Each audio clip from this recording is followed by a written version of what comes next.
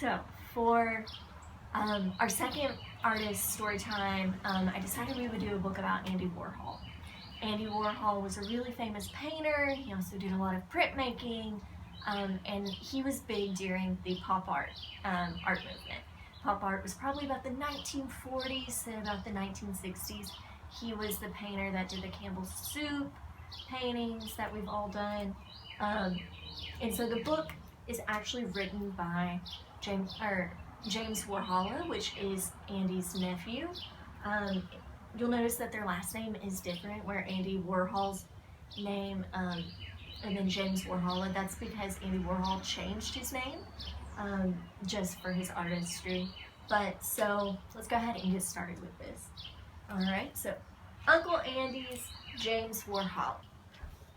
Looking back on those days, the one thing I remember most thinking is my dad had the best darn job in the world. Our yard was always so much more fun than anyone else's in the neighborhood. My oldest brother was already away at college, but there was still 6 of us at home. Dad had lots of jobs, but for now he was mostly a junkman. Sometimes the neighbors complained that our yard looked like a junkyard.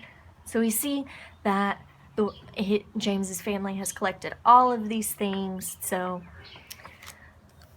the real junkyard was about a mile away on a dirt road. It was up a really steep hill. It had everything. Old cars, old pop machines, old airplane engines, you name it, it was there on the hill. Dad's job was to take things apart and separate the metals: aluminum, copper, brass, and steel. When there was enough, he loaded up the truck and hauled it to another junkyard. Dad was always bringing home junk, and sometimes he'd say to me, "Now, Jamie, this can make really good art."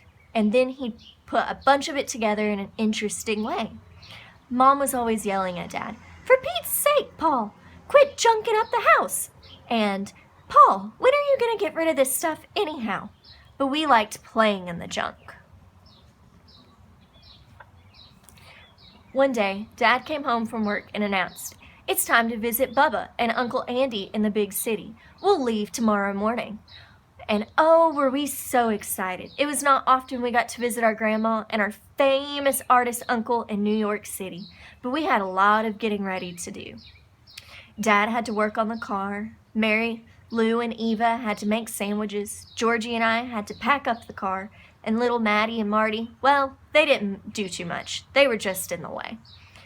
The next morning, Mom woke us up early, and we were finally on our way. We saw nothing but cornfields and cow pastures at first.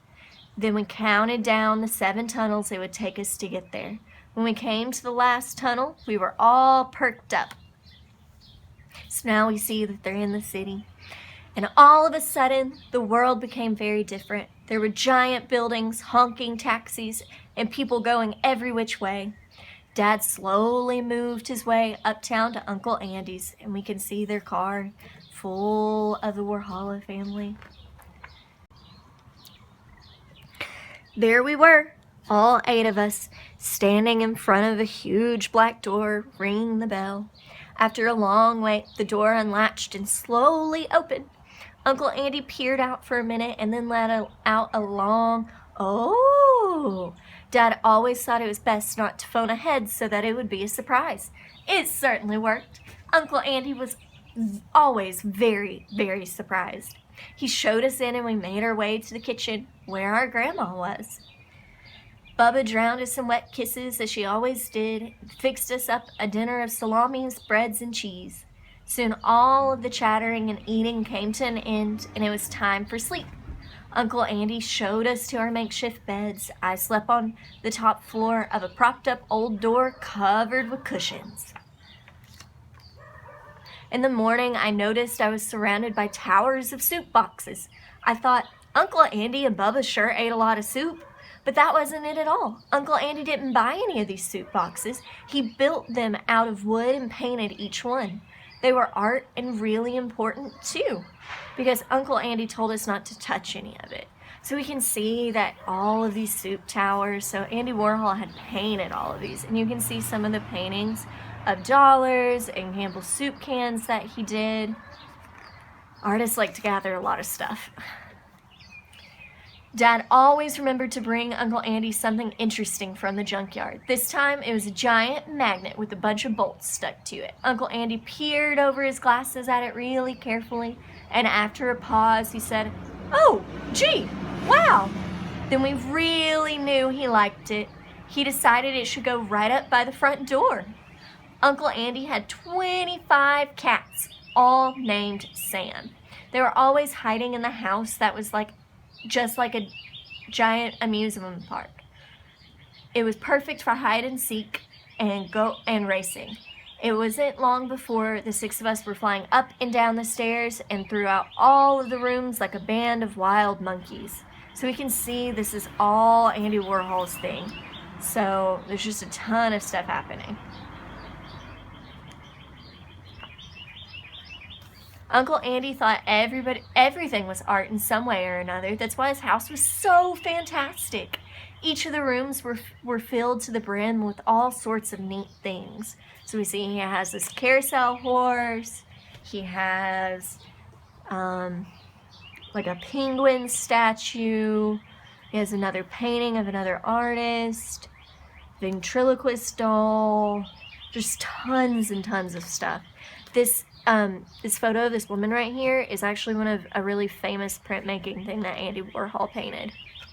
There are always new things to see. Right in the middle of the entranceway, there was a giant piece of crumpled metal. It looked like it had gotten stuck there and couldn't go any further. Uncle Andy explained to us, "Oh, that's a piece of fabulous art by a famous artist." We were impressed. Dad had a lot of that back home. Uncle Andy was always making art. We loved watching him paint in his studio. He made regular stuff like soup cans, pop bottles, and money look like real art. Mary Lou and Eva just loved his giant pictures of Elvis Presley. Mom, always aware of unnecessarily cluttered, asked, "Gee, Andy, when are you going to get rid of all this stuff?" Uncle Andy startled and said, "Oh no, this is art. It's going to be worth a lot of money." Mom just really didn't understand any art. With all of the commotion that we caused, Uncle Andy decided it might just be better to put all of us to work. It wasn't long before each of us had different jobs. He knew I liked to do art, so he let me help him with his giant paint-by-numbers sailboat painting. At night, Uncle Andy went out to parties to see other famous people. In the morning, we patiently sat by his door, waiting for it to open so he could tell us all about who he had met. Once, Maddie surprised Uncle Andy by going into his room a little too early. He let out a shriek because he didn't have his wig on yet. Of course, we all knew Uncle Andy was bald, just like Dad and Uncle John. Uncle Andy had wigs for every occasion. Messy wake-up wigs, multicolored afternoon wigs, and formal wigs for parties. He had given Dad his old wigs, and back at home, we had a lot of fun with them. Each day was a chance to see something new. We especially loved hiding in the studio when Uncle Andy had important people over to talk about his art. They would all huddle around the paintings, pointing and peering. They really thought Uncle Andy was onto something. I knew his paintings were super neat, and it made me want to do my own art whenever I got home. Finally, Dad announced, "It's time to get home." That night, we had picked up all of our things. Mary Lou and Eva made sandwiches. Bubba added a few salamis. Uncle Andy was on his way out the door with one of his soup can paintings when I told him we had to leave in the morning. He replied, Oh, really? I have to go out to sell this picture to a man waiting at the corner. You know, he's the taxi cab king. He really likes my work. And then I'm going to a party. Oh, so have a fabulous trip, Jamie. Bye." So we see one of the famous soup can paintings. And on this page, we see he did some for Pepsi. Here's another photo of our painting done with a lot of Elvis Presley. We went to bed early, and before I knew it, Mom was wiggling my toes and saying, "Time to get up." Bubba helped us with all of our things, and we trudged out into the dark morning. At the foot of the steps, there's a bunch of boxes that Uncle Andy had left for all of us. A lot of neat stuff, including art supplies for me. Bubba drowned us with those wet kisses as we got into the car. Soon we were weaving our way downtown to go through the first tunnel. We fell asleep wondering about our next trip back to Uncle Andy's. As we got older, we made many more trips back to the faraway city, and Dad continued bringing interesting junk from the junkyard for Uncle Andy. I really like doing art, and I learned that art is something that is all around us all of the time. In the corner of my bedroom, I made an art studio of my own, and although Mom fretted and fussed as usual over what a mess it all was, she didn't make me clean it up. She even woke me up early on Saturdays to drive me to art class. You know, I think Mom is finally understanding what art is all about. And so I want to take a second on this page, and we see this could have been a print or maybe even a painting that Andy gave James, and all of the supplies that we see Andy had given him. We see the box over here. So Jamie really picked up from Andy Warhol about just different art styles and things that he liked to do.